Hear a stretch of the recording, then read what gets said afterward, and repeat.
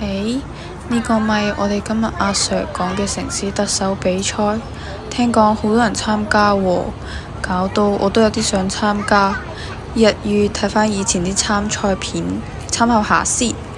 拖住啲行李行，係咪會覺得好麻煩呢？有的，有的，有的。希唔希望會有寄存行李嘅地方呢？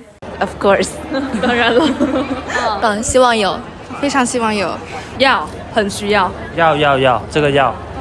有冇試過冇散紙或者散銀搭巴士呢？有。對，剛剛就是這樣。我哋一於隨機訪問一名澳門居民，睇下呢啲問題係咪的確會影響到佢哋。你好啊，我可唔可以訪問你一下？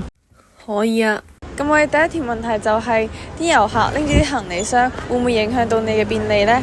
會啊，頭先我就喺呢條街度行，然後直接被棘咗下。咁我哋第二條問題就係你有冇試過搭巴士，然之後前面有啲遊客淨係得紙幣，冇啲銀仔，然後俾唔到錢呢？會啊，頭先我好趕時間咯，幾點啊？你有零錢嗎？我只有20塊。既然我哋已經知道呢啲問題的確會影響到澳門居民，我哋應該點做呢？不如我哋問下學霸同學啦。啊，我知啦，我有辦法。